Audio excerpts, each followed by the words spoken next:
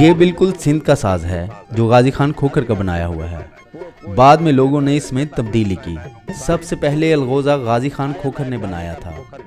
गाजी खान खोखर कुश्ती करता था।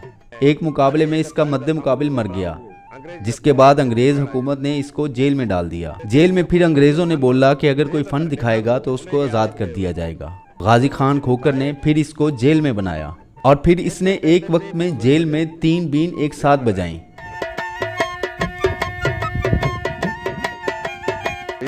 तकरीबन मैं 30 साल से अलगोजा बना रहा हूँ और 40 साल से अलगोजा बजा रहा हूँ। पहले मैंने अलगोजा बजाना सीखा और बाद में इसको बनाना सीखा। अलगोजा बनाने का हुनर मैंने उस्ताद रहमत रिप्लाई से सीखा, वरना मुझे नहीं पता था कि ये कैसे बनता है। एक मेरा उस्ताद अब्दुल्ला खुसो है, वो 80 साल का होकर भी बीन बना रहा है।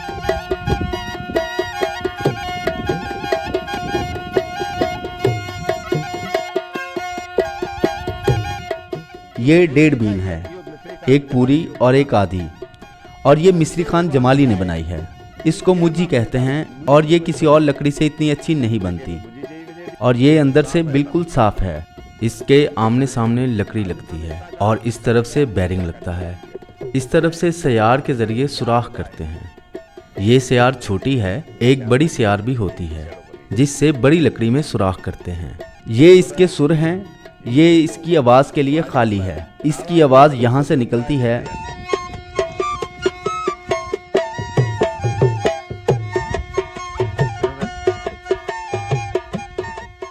पहले लोग अलगोज़ों को पसंद करते थे, अब तो जो मुकामी लोग हैं वो इसको कुछ समझते ही नहीं। घर की मुर्गी दाल बराबर समझते हैं। बाहर के लोग अलगोज़ा की कदर करते हैं। शहर जाते हैं तो लोग देखकर हैरान होते हैं, जबकि यहाँ के लोग इसका पूरा नाम अलगोज़ो भी नहीं बोलते, पावा बोलते हैं, जो चारपाई में लगे हुए को बोला जाता है। हमारे यहाँ मौसीकार की कदर नहीं है। पहले लोग महफिलों में इसको सुनते थे और कचहरियाँ होती थी, मत कचहरियों में भी इसको सुनते थे, लेकिन आज इसको कोई सुनने के लिए तैयार नहीं है।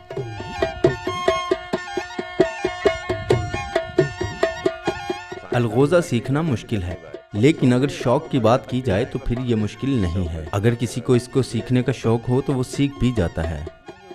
मेरे दोनों बेटे मोहम्मद और करीम इसको बजा लेते हैं। मैं इनको कहता हूँ कि आपके पास फन होगा तो लोग आपकी कदर करेंगे। आज जैसे मैं हूँ, कल को आपके बारे में भी लोग पूछेंगे।